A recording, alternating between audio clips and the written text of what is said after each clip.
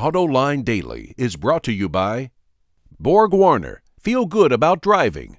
Bridgestone, your journey, our passion. Dow Automotive Systems, improving durability and increasing design flexibility with Betamate structural adhesives at dowbetamate.com. And by the 2013 Hyundai Sonata. Learn more at hyundaisonata.com. Hello and welcome to Autoline Daily. Coming up later in the show, we've got the results of our latest poll where you tell us about what you can and cannot live without in your car. But first, let's get to the news. Tesla reported its fourth quarter earnings for last year. It sold 2,400 cars and took in $306 million. But not all of that income came from selling the Model S. Tesla says $12 million came from work it's doing for Mercedes-Benz, and an undisclosed amount came from Toyota, since Tesla is making electric versions of the RAV4 for Toyota. Tesla lost $90 million for the quarter, and Wall Street doesn't seem to know what to do with the company. Tesla's stock is up 16% so far this year, but Merrill Lynch just downgraded it from neutral to underperform. The Federal Communications Commission is considering selling off more of the Wi-Fi spectrum in the United States, and that has automakers worried. That part of the spectrum, the 5 gigahertz band, is the part that automakers want to use for vehicle-to-vehicle communication. The connected car, as it's commonly known, offers to dramatically improve automotive safety by making it almost impossible for cars to crash into each other. The FCC is aware of automakers' concerns, but says that it wants to expand Wi-Fi technology and increase Wi-Fi speed. Audi will be pulling the wraps off its version of a plug-in hybrid, the A3 e-tron, next month when it makes its debut at the Geneva Motor Show. It uses a 1.4-liter gasoline engine that puts out 150 horsepower. It's also mated to a 75-kilowatt electric motor, and they push it to 60 miles an hour in 7.6 seconds. The e-tron version really looks no different from the gasoline A3, a sporty-looking 4-door hatch. Audi currently has no plans to build the A3 e-tron, but is clearly testing the market. Plug-in hybrids have a bad rap right now for having a higher price tag and not delivering enough fuel savings to justify that higher price. And you can be sure an Audi version would not be cheap. The Golf lineup just got a little bit bigger with the introduction of Volkswagen's Golf GTD, and the D, of course, stands for diesel.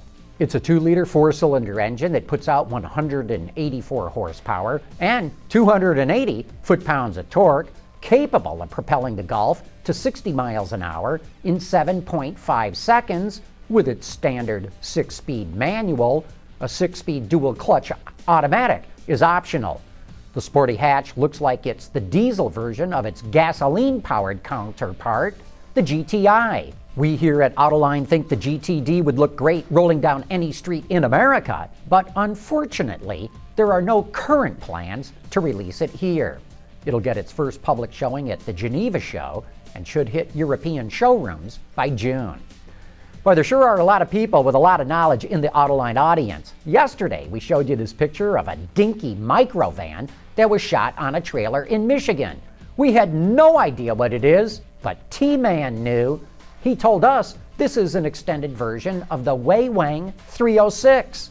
It's made by BAIC, which claims it can seat up to 8 people and is powered by a 1.3-liter engine. Thank you, T-Man, for telling us what it is, but I'd sure love to find out who brought it to Michigan, probably some automotive supplier, and what they are doing with it. Speaking of how smart you all are, we've got the results of our latest poll, and boy, did it generate a lot of attention. We asked you to choose what feature in your car you could live without if you had to choose between the heater, the air conditioning, or the radio/sound system. Only 9% of you said they could live without the heater. 25% of you said you could get by without any air conditioning. And 66% of you said you would give up the radio or the sound system. You know, I'm amazed. I did not expect these results because I thought most people would get rid of the air conditioning. Coming up next, we're going to take a look at the all-new Acura RLX. Proven on the track and on roads around the world, Borg-Warner turbochargers improve fuel economy and reduce emissions without sacrificing performance. Borg-Warner, official turbocharger supplier to the Izod IndyCar Series. California wine country is a playground for the rich, where you can find luxury in everything from boutique hotels to high-end wineries and, of course, expensive cars, making this the perfect environment for a brand like Acura as it continues to rehab its image with brand new products like the RLX. This is a mid-premium luxury sedan, so the major competitors will be the cars like the 5 Series and the E-Class and the Audi A6.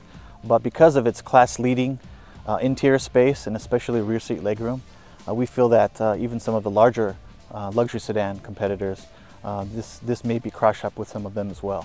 We think this will be a strong seller for us. Certainly the RLX will be a vehicle, like I said, that we'll able to attract from different segments, hopefully. And we feel that this will, as our flagship sedan, will attract new people, either to step up from within the brand, but also from outside the brand as well. What Acura believes will attract its target market of successful 50-year-old males is the RLX's signature styling. With these cool-looking LED headlamps, the car's all-new V6 engine, which is the brand's first-ever direct-injected engine, and a cool new chassis technology that Acura is calling PAWS, Precision All-Wheel Steering. The RLX has world's first technology with the Precision All-Wheel Steer. That system is able to have independent control of the right and left rear wheels.